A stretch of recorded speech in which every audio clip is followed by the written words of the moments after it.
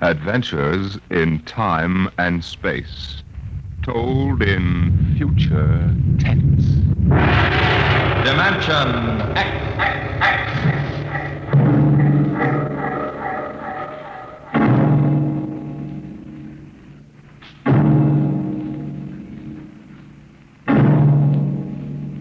Can you predict what will come in 100 years? Or in 10?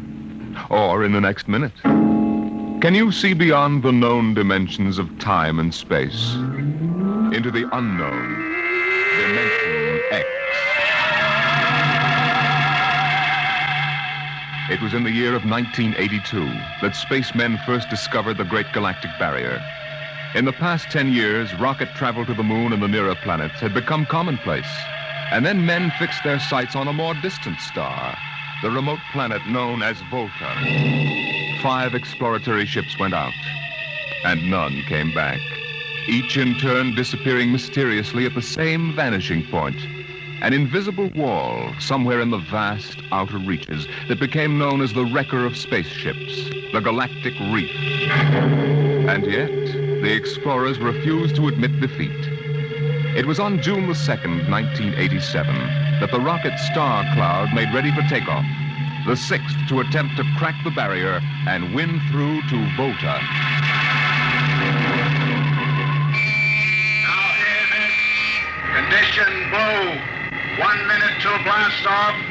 Now hear this. Condition blue. 1 minute till blast off. Bridge to nav control. Navigation, Collier. This is Captain Thorson. Ready, Lieutenant? We're ready, Captain. The course is in the integrator for takeoff at 1200 hours. All right, stand by for acceleration. Bridge to engine room. Fire up your rocket chambers. Take off at exactly 1200 hours. I'll read you off. 30 seconds. 29. 28. 27. 26. Condition red. Hold it. Revoke all orders. Who turned in that alarm? We've uncovered a stowaway, sir. Stowaway where? Hiding at sick bay. Dr. Spitzlin found him. Have him brought up to the bridge. Engine room. Kill your rocket. Stand by. Thorson, this is Colonel Harrison at ground control. What's holding you up? Trouble. What's the matter with you? What's the matter with you? There's stowaway aboard. Stowaway? Yes, I thought your men were supposed to police this base. What's the matter All with right, Captain, take it easy. you? You know what this delay can do to us, don't you? 1 minute late at takeoff can throw us 1,000,000 miles off course. We'll have to reintegrate the whole works. Well, look, how long do you think it'll take? Don't bother me for a while. I'm busy here. Stupid idiot. Come in. Here's your stowaway, sir. Now, court martial. Charlie. Can you use a good radio man, Skipper? Oh, I see you two have met. Matt, the Skipper and me made 50 trips to the moon together. Didn't we, Captain? Charlie, if you wanted to come along, why didn't you volunteer? I did, Skipper. They turned me down. What's wrong with you? Oh, acceleration bends. They said my arteries wouldn't stand another trip. Oh, I'm sorry to hear that. But they're wrong, sir. I got one more good trip in me. Now, listen, Captain. You know these green kids don't know the first thing about space radio operation. You put a man like me on, and I'll be getting you bedtime stories from Mars. Well, you know the regulations as well as I do, Charlie. I can't take you much as I'd like to. Colonel Harrison will murder me for this. I'm sorry, Charlie. I put you aground. Tell you what, Charlie. I'll ask Harrison to put you on as ground radio contact. It'll seem as if you're right here with us. He won't do it, sir. He better. I'll have him busted to corporal for letting you sneak aboard. You'll be better off, Charlie. Paulson, Yes, sir. I'm sending a man down from the bridge. Put him aground. Give him time to clear the launching platform. Yes, sir. So long, Charlie. Sorry. Well, good luck, Skipper. I thought you were going to have him drawn and quartered. Than anybody else, I would have, Smitty. But Charlie, well, Charlie's kind of special. He's been with me since my first command, when we began the regular run to the moon. If he wanted to come along this time, well, it's only through loyalty to me. You know, Lewis, I didn't realize it before, but you're almost human. Navigation. Lieutenant Collier. Nav control, Collier. Lieutenant, how badly we fouled up. Can you recalculate the course, or shall I cancel the takeoff? I've already plotted a new course on the integrator, sir. Oh, that's quick work. Are you sure? Positive, sir. All right, Collier. Putting it in your hands. We'll blast off in your signal. Lewis, isn't that a lot of responsibility for a young green officer? Yeah, but if he can't do his job, I'd rather find out now than at the Galactic Barrier. Bridge to engine room. Ready your rockets. Prepare to blast off on navigator's signal.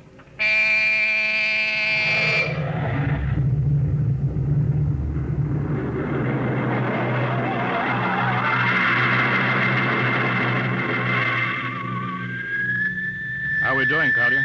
Coming on the bearing, sir. 4, 3, 2, 0. We've intersected the course vector. That's good work, Collier. Course corrected, sir. Ready to go into atomic overdrive anytime you say. All right, stand by.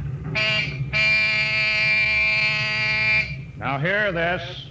Prepare for maximum acceleration. Bridge to engine room. Kill your rockets. Rockets out. Fire up number 1 cyclotron. Number 1 ready. Fire up number 2. Number 2 ready. Engineering, withdraw your dampening rods. Fission chamber ready. Blast tubes are clear. Ready. Take it on overdrive. How are we doing, Collier? On course, sir. She's running hot and true. Well, my compliments, Lieutenant. This job would have done your father credit. He was the best navigation officer I ever saw. Thank you, sir. Start your gyros, put her on robot control. All right, the ship is yours, Mr. Collier. If you need me, I'll be in Dr. Smithson's office. Yes, sir.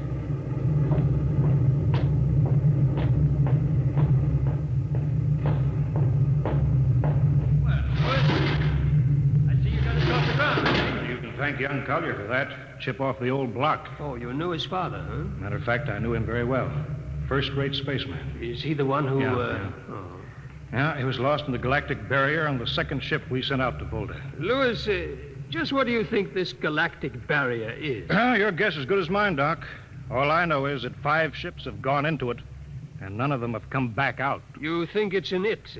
How about Mestrovic's theory that it's a time warp in space, but that the ships reach it and slip into another dimension? I think that's rubbish. My theory is that the galactic barrier is nothing more than a radioactive layer of some kind. What makes you say that? Well, we know that radar signals bounce off it like they were hitting an invisible glass wall. And we know it destroys our ships and our crews in some way. There's no other logical explanation. What makes you think we can get through it? Because we're ready for it. The others weren't. Entire hull is completely shielded with lead. We can crack through any radioactive cloud ever detected. Besides, we're equipped with some new UHF radio devices that should enable us to maintain radio contact with Earth.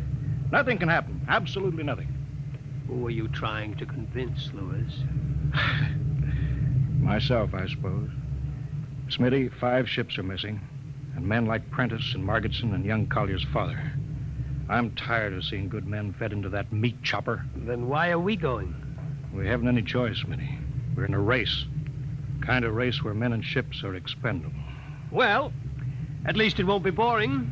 I'll have to play physician morale builder and mother substitute for 112 slightly nervous men. Your morale doesn't sound too good, Doctor. As morale officer, I can state without fear of contradiction. It's terrible. And something tells me that as we approach that galactic barrier, I'm not going to be alone.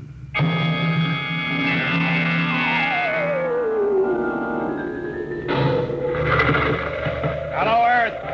Hello, Earth. Captain Thorson of the Star Cloud calling Earth. Star Cloud to Earthbound. Can you read me? Hello, Star Cloud. Hi, Captain. Charlie! Well, I see they haven't court-martialed you yet. No, sir. Thanks to you. But, Charlie, it's good to hear you. You can read us the funny papers on Sunday morning. Right. How's the signal? Strong. Clears the bell. All right, here's our log report for Colonel Harrison. Ready? Shoot. June 2nd, 1987. 4 weeks out from Earth, running true, no radiation, operation normal, still making our approach to the galactic barrier. That's all, Charlie. See you later. Good luck, Captain. I sure wish I was with you.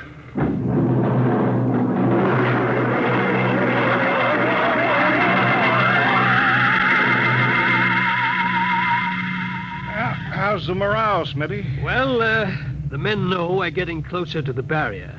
They're beginning to show a little tension, Louis. How's their physical condition? Any sickness? About half the crew has come down with space blues. Badly? Oh, same as usual. Lips and hands with a bluish cast.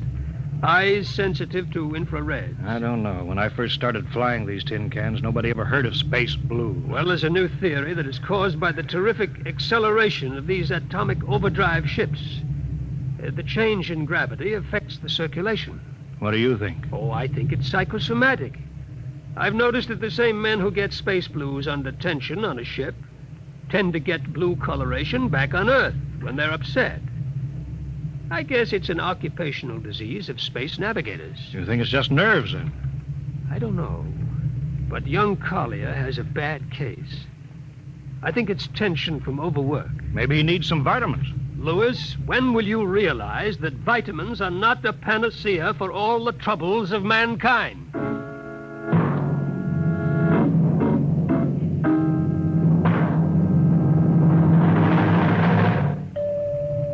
Come in. Oh, Lieutenant Carter. Sir, I understand you've relieved me from duty. Dr. Smithson says that you aren't looking very well. I'm giving you a rest. I feel perfectly able to continue, sir. Your lips are as blue as Minnetonka. I'd like to remain at my post, Captain. Don't be foolhardy, Lieutenant. I'm not being foolhardy, sir. I have a special personal reason for wanting this expedition to reach Volta. Your father? Yes, sir. You think he might still be alive? I have to find out what happened, sir. I think I understand. Very well, Collier. Report back to duty.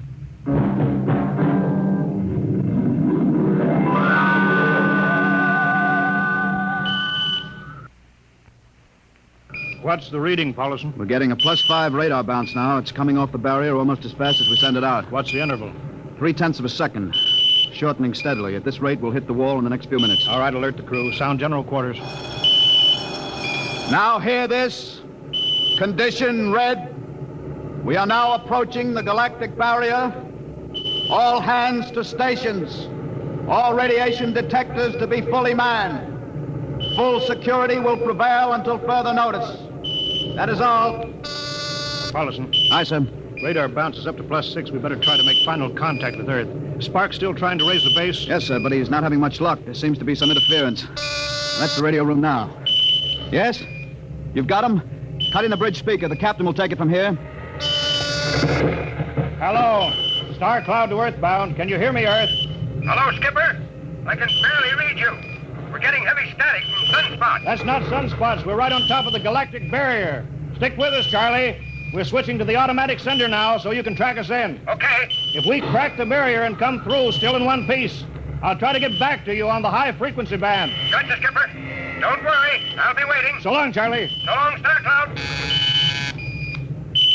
We must be getting awfully close now, Captain. The echo's bouncing back so fast it's almost beating the signal. When they coincide, hold onto your hat. That's when we run into the wall. Any second. Hold on. Well, here goes nothing. Here it comes.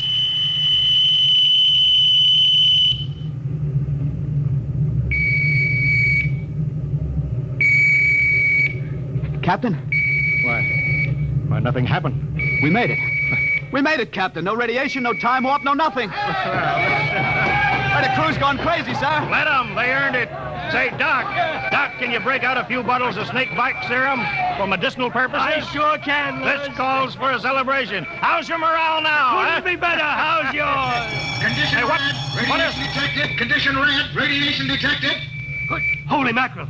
Look at the needle on that indicator. Paulison. I see it, Captain. We're picking radiation like crazy. What's it like? It's a strong wave. What kind is it? I don't know. It's too long for a cosmic ray and too short for UHF. All right, track it down. Triangulate it. Make it fast. I want a directional fix. Yes, sir. Engine room. Yes, sir. We're picking up radioactivity. Is it the fission chambers? No leaks, sir. Check your gauges. Nothing here, Captain. Must be coming from outside. Damage control. Yes, sir.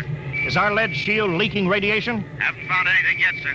All right, keep at it. Paulison, how you doing? I've got a fix, Well, Captain. what is it? I'll have to recheck my figures. Well, hurry up. The angle is correct, but I don't... Come on, man, for Pete's sake. It's right, sir. What's right? Speak up. Where's the radiation coming from? It's coming from inside this ship. That's impossible. No, sir. I've checked it twice. Well, then, there's only one thing left to do. Paulison, get a Geiger counter. We're going to start combing the ship inch by inch. Ready, sir. All right, turn it on now. Yes, sir. We'll check the atomic guns first. Cut through the officers' quarters to ordnance. Come on. Wait a minute, sir. What is it? Signal's weaker now. Let's go back.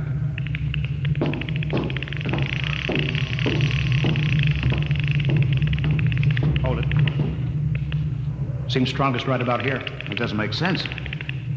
Whose cabin is it? Lieutenant Collier's. Collier! It's probably down in nav control, sir. Try the door. No, it's not locked, sir.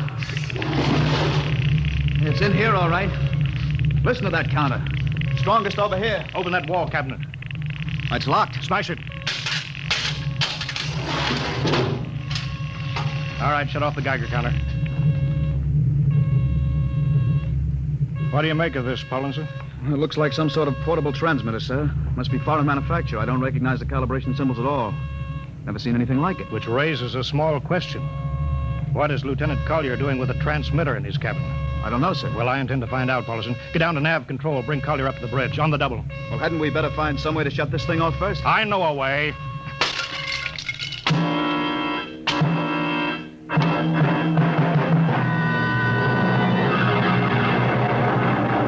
Lieutenant Collier, I'm going to ask a few simple questions, and I want a few simple answers. Yes, sir. What were you doing with the transmitter in your cabin? Transmitter, Captain? You know nothing about it? No, sir, I don't. Do you recognize these calibration symbols? No, sir. Can you think of how it might have been placed in your cabin without your knowing it? No, sir. Unless someone came in while I was on duty. Would that have been possible? Why, I suppose if someone had a key... I found your cabin door unlocked. Well, I meant a key to the wall cabinet. I didn't say the wall cabinet. Well, sir, I... You what, Lieutenant? How could you have known it was in the wall cabinet? I just assumed. Lieutenant Collier, I find it hard to believe you would lie. Having known and respected your father and having observed the way you handled your job.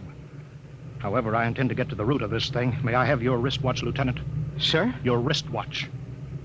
Here, sir. Paulison, turn on that Geiger counter. Yes, sir. Hold this watch next to it. Yes, sir. That's all. Lieutenant, if you hadn't any close contact with that transmitter, how do you explain the radioactivity of this watch? I don't, sir. I think you'd better. To whom were you sending those signals? Condition red. Condition red. There's your answer, Captain. What is this, Collier? Alien spaceship approaching. Alien spaceship approaching. Sound battle stations. Collier, who's aboard that ship? All right, now talk, man. Very well, Captain. My mission seems complete. Your mission? Are you admitting that you're an agent of a foreign power? I am stating it. What nation? No nation, Captain. What? I am an agent of the Voltan government. The what? The government of the planet of Volta. You're crazy. Are you so stupid that you think your people are the only ones who can invade another planet? What do you mean? We've had agents operating on Earth since 1945. I don't believe you. What do you think happened to those 5 ships, Captain? Where do you suppose we got our information, your language, your culture, family background? But your appearance, you look... Like Commander Collier? Is that so surprising, Captain? We had a living model. I ought to kill you. That would be very foolish. I would advise you to surrender without delay. Alien ship now coming in ordnance range. I'll deal with you later, Collier. Paulison, Sir? put this man in irons. Take him away. Don't worry, sir. We'll take good care of him. Carpenter! Robinson! Gunnery, Gunnery Richardson. what's the range? 10,000 meters. They're closing fast. Put your guns on radar tracking. Tracking. Coming on a burn.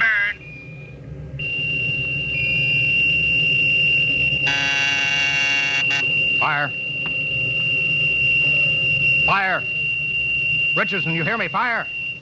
What's the matter down there? Did you hear me? Richardson, answer me. It's no use to shout, Captain. Collier, Yes, Captain. how'd you get loose? Where's Paulison? Lieutenant Paulison is dead. All stations. Lieutenant Collier has escaped. Seize him, man. Don't waste your breath. Your men can't hear you, Captain. What? Those still alive are my men. You're lying. No, Captain. Every ship that has ever left Earth was controlled by a Voltan crew. That's impossible. Those were hand-picked men. Handpicked by us. I don't believe you. Then why not call for help? Carpenter, Robinson, Haley, report. Carpenter, Robinson. You see, Captain, it is quite useless. I would advise you to sit very quietly and do nothing. It isn't possible. They can't all be dead.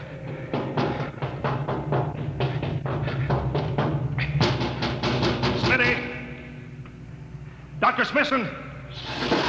Smitty, what have they done to you? Oh, those dirty... Don't talk, Smitty. Closer. Not much time. Lewis, Space blues. Space blues. What is it, Smitty? What are you trying to tell me?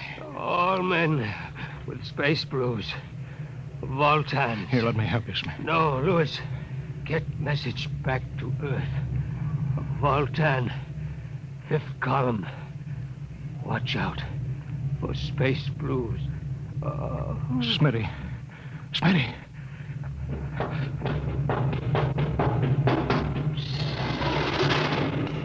Hello? Hello? Star Cloud calling Earthbound. Please, God, let me get through before it's too late. Hello, Star Cloud to Earthbound. Come in, please. Come in, please.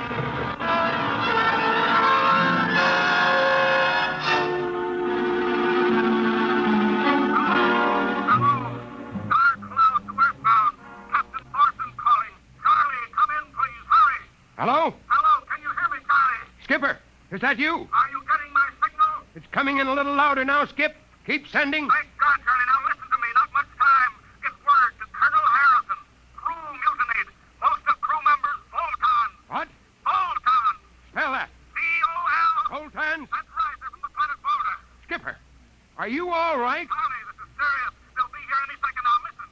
They have a 5th column on Earth. They're planning to invade you. You don't mean it. Of course I mean it. Tell Harrison that they're posing as humans. You can detect them by space blues. You got that? Only Voltons get space blues. Charlie, do you hear me? Space Blue. I get you. Step back in, Charlie. I'm depending on you now. Warn everybody. Captain! They've opened the door. Go on, Charlie. Tell Harrison that... Captain! Captain Thorson! Hello! Hello, Star Cloud. Come in. What's the trouble, Sergeant? I was just trying to raise the Star Cloud, Colonel. Had any luck? No, sir. No contact. No contact? No, sir. Nearly an hour since they hit the galactic barrier. I don't understand why they haven't tried to get back a message. No, sir. Neither do I. All right. I'll take over for a while. Yes, sir. Go right ahead, sir. You'd better go out and get yourself some coffee. Charlie, you look a little blue around the gills.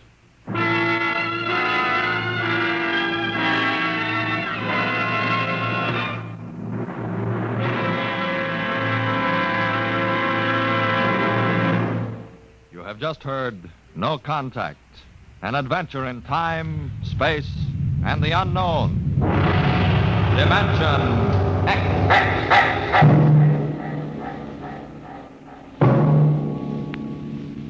Next week, we have a nice, blood-curdling little story that starts with these 2 sentences.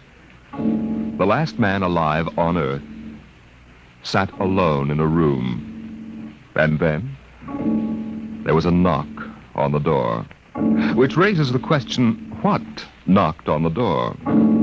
Left to its own devices, the human mind supplies a vaguely horrible answer. But it wasn't so horrible, really. You'll see next week when we present Knock.